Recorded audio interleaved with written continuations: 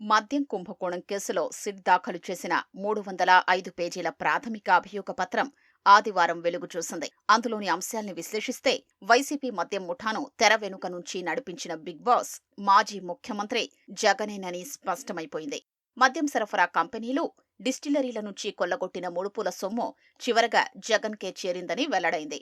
ప్రధాన నిందితుడు రాజ్ కెసిరెడ్డి ప్రతి నెల 50 నుంచి 60 కోట్లు వసూలు చేసి ఆ మొత్తాన్ని YCP MP Mithun Reddy, Vijayasaireddy, Bharathi cements director Jagan సతీమణి భారతి తరపున ఆర్థిక వ్యవహారాలు చూసే గోవిందప్ప బాలాజీకి అందజేసేవారని సిట్ గుర్తించింది.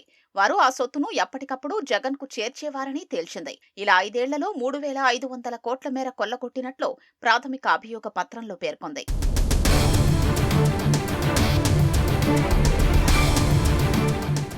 2019లో జగన్ అధికారంలోకి రాగానే ముడుపులు కొల్లగొట్టేందుకు నూతన మద్యం విధానం రూపకల్పన, అందుకోసం నిర్వహించిన సన్నాహక సమావేశాలు, ఈ కుట్ర అమలుకు అనుసరించిన విధానాన్ని అభియోగ పత్రంలో సిట్ వివరించింది. మద్యం ముడుపుల సొత్తు జగన్ ఓఎస్డీ పి కృష్ణమోహన్ రెడ్డి, అప్పటి సీఎంఓ కార్యదర్శి K Dhanunjaya Reddy, YCP MP Mithun Reddy, నాటి వైసీపీ నేత విజయసాయిరెడ్డి, భారతీ సిమెంట్స్ డైరెక్టర్ గోవిందప్ప బాలాజీ సహా అనేక మందికి అందేదని సిట్ వివరించింది. రాజ్ కెసిరెడ్డి, ఆయన అనుచరగణంతో వీరు నిరంతరం సంప్రదింపుల్లో ఉన్నట్లు టెలికాం రికార్డుల విశ్లేషణలో వెల్లడైంది. అనేక సందర్భాల్లో వారితో కలిసి ఒకే చోట ఉంటూ ముడుపులు తీసుకున్నట్లు ఛార్జిషీట్లో సిట్ పేర్కొంది. ముడుపుల ద్వారా కొల్లగొట్టిన సొత్తులో 200 కోట్ల నుంచి 300 కోట్లను గత సార్వత్రిక ఎన్నికల్లో ఖర్చుల కోసం వైసీపీ అభ్యర్థులకు పంపిణీ చేశారు. జగన్ కు అత్యంత సన్నిహితుడైన చెవిరెడ్డి భాస్కర్ రెడ్డి ద్వారా ప్రకాశం, చిత్తూరు, నెల్లూరు జిల్లాల్లోని అభ్యర్థులకు ఈ డబ్బు చేరవేశారు. చెవిరెడ్డి తన పిఏలు, గన్మెన్ను ముడుపుల డబ్బు తెచ్చేందుకు హైదరాబాద్, తాడేపల్లి ప్యాలెస్ సమీపంలోని డెన్లకు పంపేవారు. ఈ సొత్తు రవాణా కోసం తుడా వాహనాలు వినియోగించారు. ఒక్కో విడతలో 8 నుంచి 9 కోట్ల చొప్పున తెచ్చేవారు. ఈ డబ్బును చెవిరెడ్డి చెప్పిన వారికిచ్చేవారు. కావలి వైసీపీ అభ్యర్థి రామిరెడ్డి ప్రతాప్ కుమార్ రెడ్డి పిఏకు ఈ సొమ్ము అందజేశారు. ఎన్నికల సమయంలో గరికపాడు చెక్పోస్టు వద్ద పట్టుబడ్డ 8.36 కోట్లు మద్యం ముడుపుల సొత్తేనని సిట్ పేర్కొంది.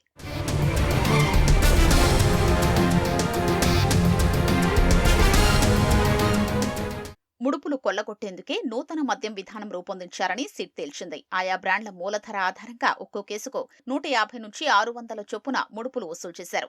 ఇలా మొత్తం 3,570 కోట్లు దోచుకున్నారు.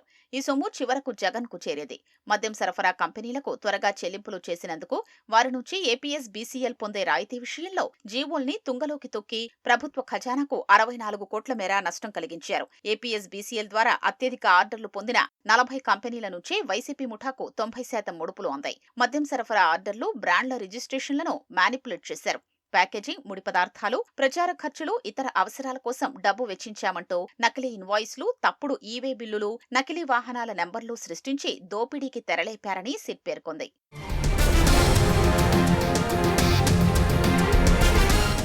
ఈ కుంభకోణంలో కొల్లగొట్టిన 3,500 కోట్ల ముడుపుల సొత్తుతో ఏమేం చేశారో సిట్ వివరించింది. భారీ ఎత్తున స్థిరాస్తులు కొనడం సహా బినామీల పేరిట పెద్ద సంఖ్యలో ఆస్తులు కూడబెట్టారని తెలిపింది. వివిధ రంగాల్లోకి ఈ సొత్తు మళ్లించి మోసపూరిత స్టార్టప్లు ఏర్పాటు చేశారని, విలాసవంతమైన జీవనాన్ని కొనసాగించారని పేర్కొంది. ఖరీదైన వస్తువుల కొనుగోలు, ఖరీదైన బహుమతులు అందించడం, లెక్కనేలన్ని విదేశీ పర్యటనలకు వెళ్లేవారని తెలిపింది.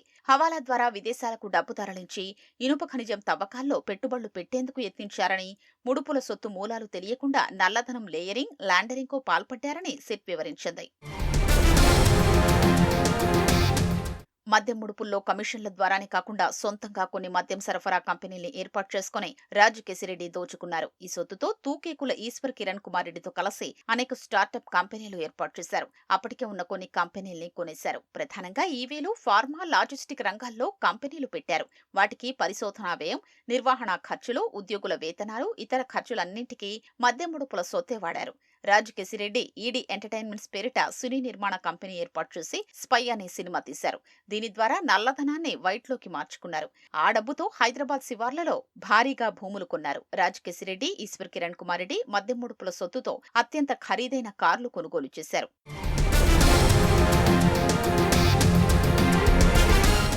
మద్యం కుంభకోణం నిందితులంతా కలిసి రాజకీయ వ్యవస్థను నేరమయం చేశారన్న సిట్ మద్యం ముడుపుల సొమ్ములో కొంత మొత్తాన్ని 2024 ఎన్నికల్లో ఖర్చు చేసి ఫలితాల్ని ప్రభావితం చేసేందుకు యత్నించారని తెలిపింది. ఎన్నికల్లో లెవెల్ ప్లేయింగ్ ఫీల్డ్ లేకుండా చేసే ప్రజా విశ్వాసానికి విఘాతం కలిగించారని ప్రాథమిక అభియోగ పత్రంలో పేర్కొంది.